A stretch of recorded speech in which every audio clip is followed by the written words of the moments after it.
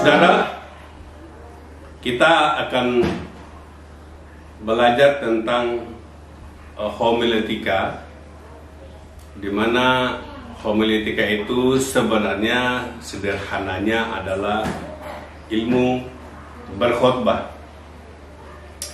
Nah, berkhotbah itu sangat penting, karena kalau khotbah dengan yang diurapi, maka akan memiliki kuasa yang sungguh luar biasa untuk mengubah setiap orang.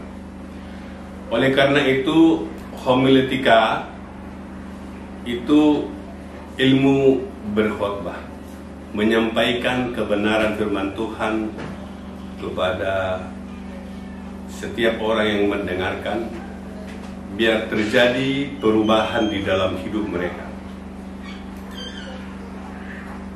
Sebagai pengkhotbah kita punya kualifikasi.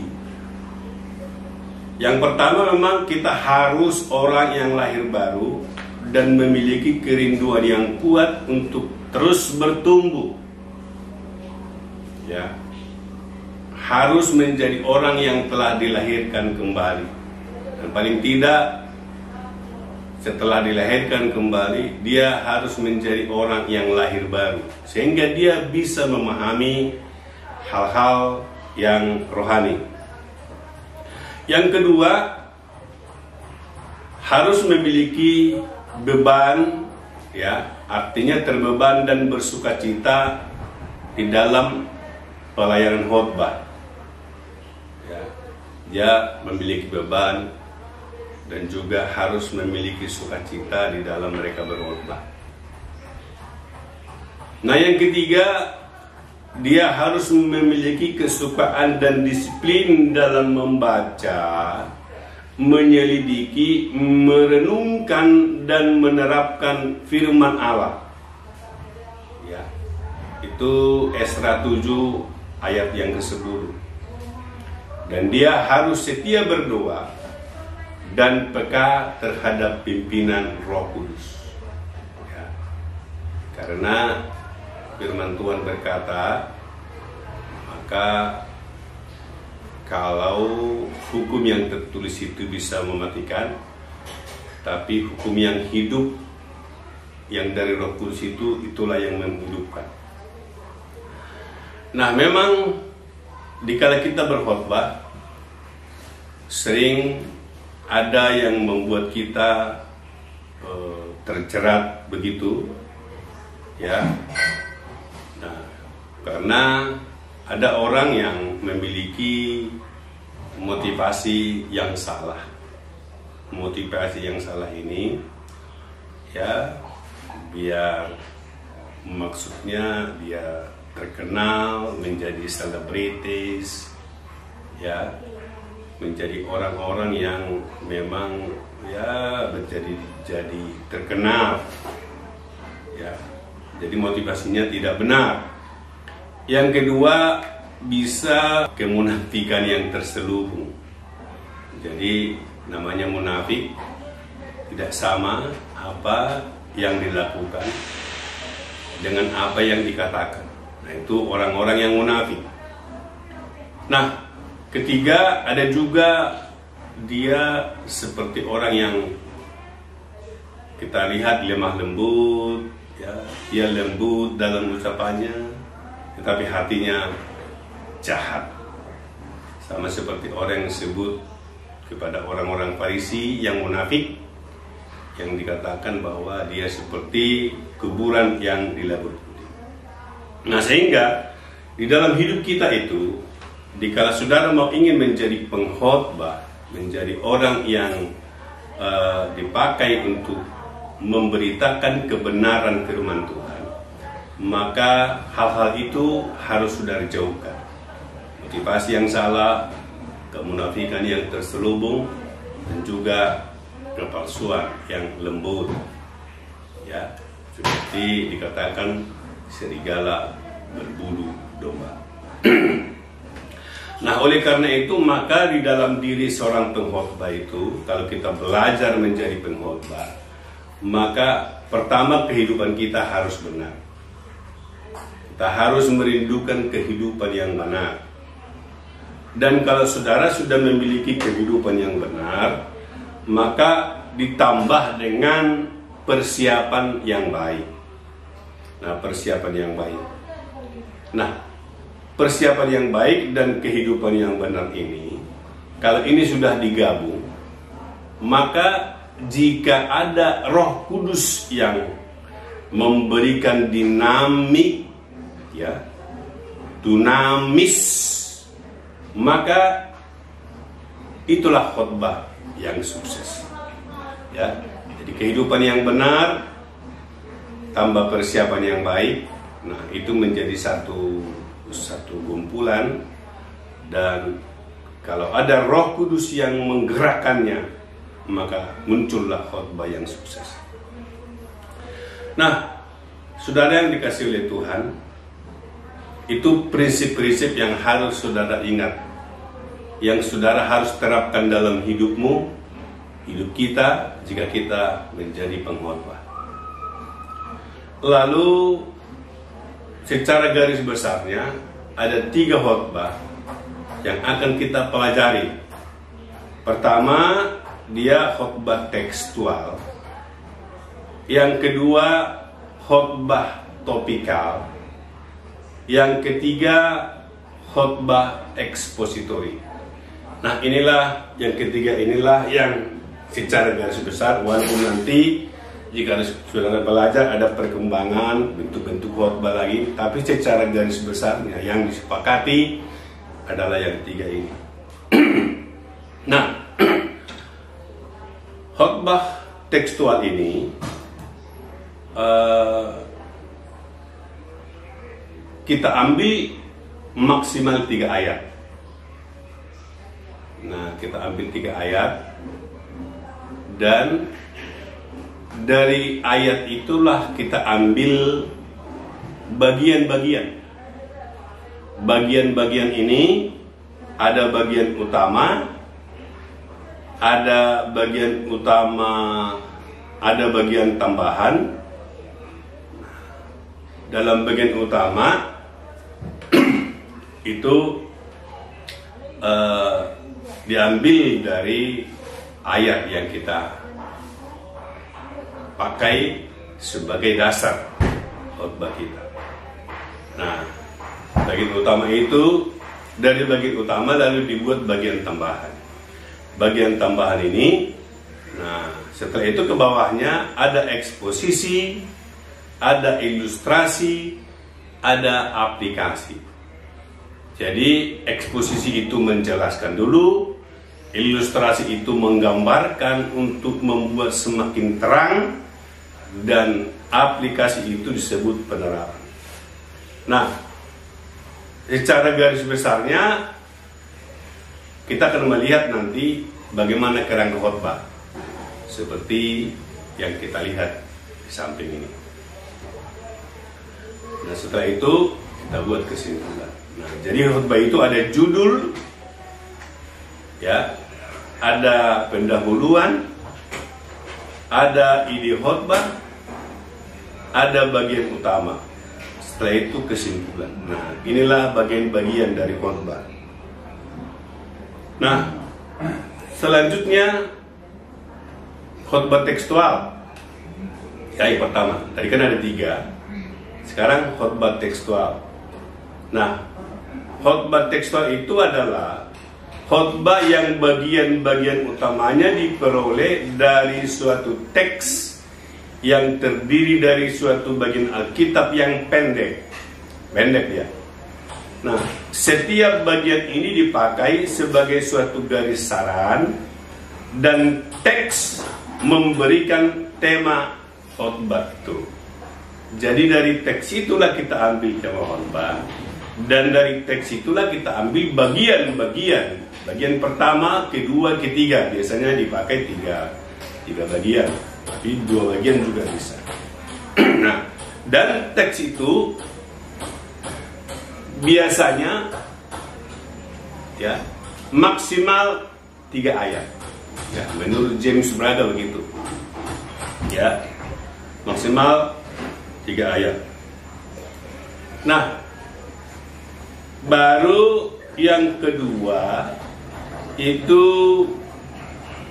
khotbah topikal, ya. Yang kedua itu khotbah topikal. Nah, khotbah topikal ini diambil topiknya dari, boleh setelah kita membaca ayat Alkitab muncul satu topik yang harus kita khotbahkan, ya. Nah, dan topik ini, ya, kita bisa ambil bagian-bagian utamanya, ya, dari topik itu atau dari pokok yang kita ambil, yang kita khotbahkan. Jadi kalau khotbah topikal ini itu lepas dari teks, artinya saudara ambil topiknya, lalu susun begitu rupa kerangkanya, dan di dalam kerangka itu boleh ambil dari mana saja, boleh dari ide, boleh dari ayat Alkitab. Yang penting pokok seluruh bagian-bagian utama itu mendukung pokok yang kita khotbahkan. Nah, contoh subjeknya dari Alkitab, misalnya seperti pokoknya bisa persepuluhan, bisa jaminan keselamatan, atau surga, neraka, mungkin pengampunan untuk mengampuni sesama, pengucapan syukur. Nah, kalau misalnya juga ada hari ibu, nah saudara bisa ambil dari Alkitab menjadi pokok. Nah, Natal dan lain-lain. Nah, itu pokok-pokok yang kita ambil. Nah, itu disebut dengan khotbah topikal.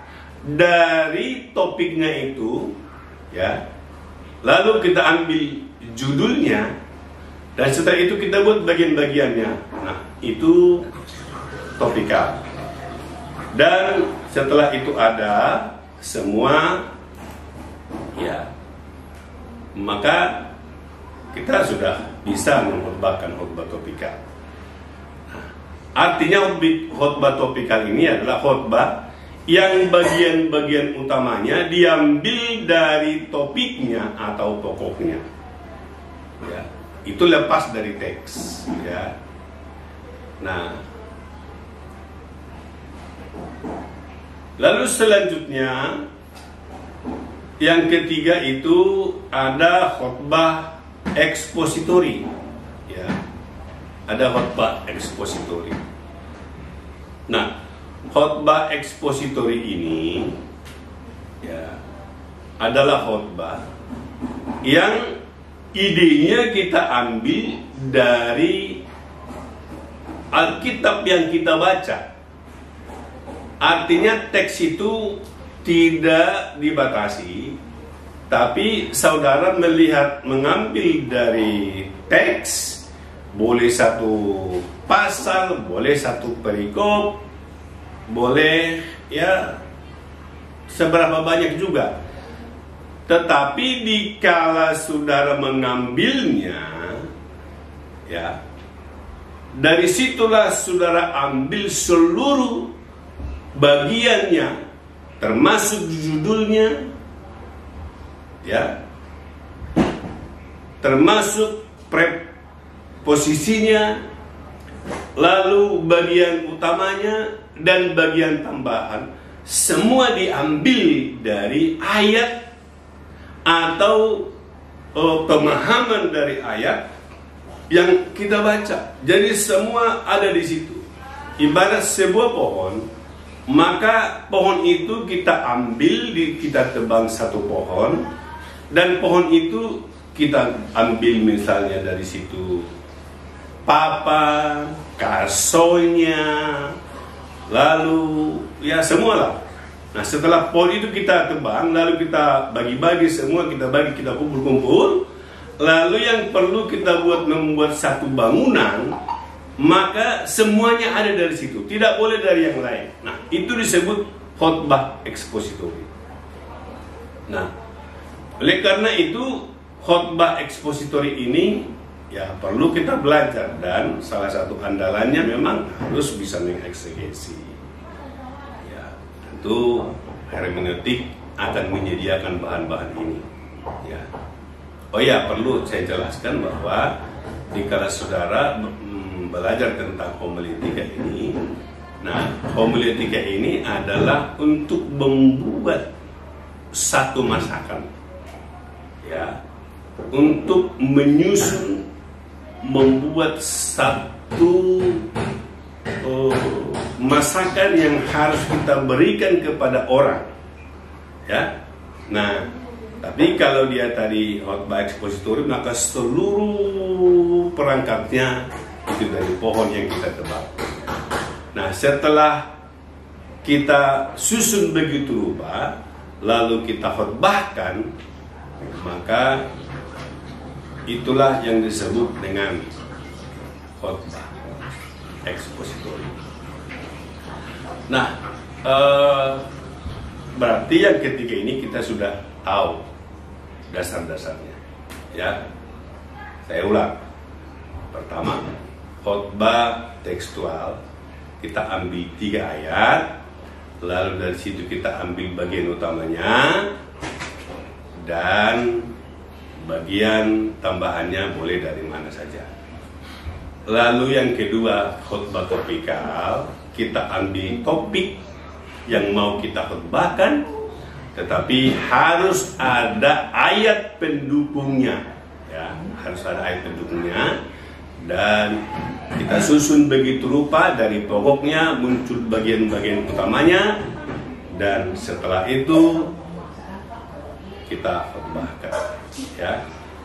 Nah, lalu yang ketiga disebut khotbah ekspositori, maka khotbah ini diambil dari keseluruhan ayatnya yang ada, dan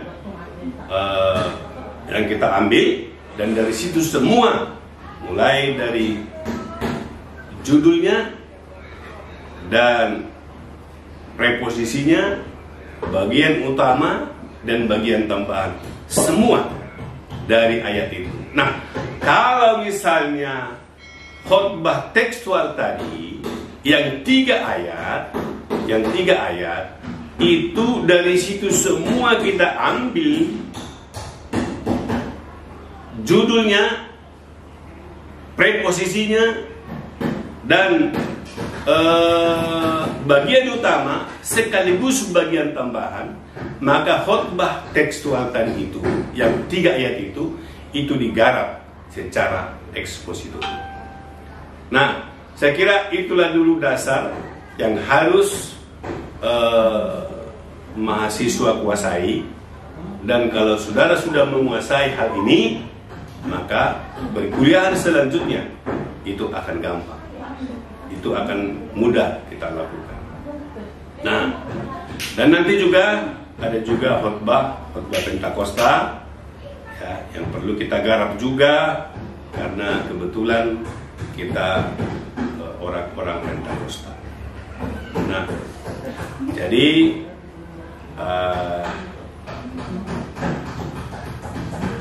kalau khotbah di Pentakosta ini memang ada 5 yang dipakai.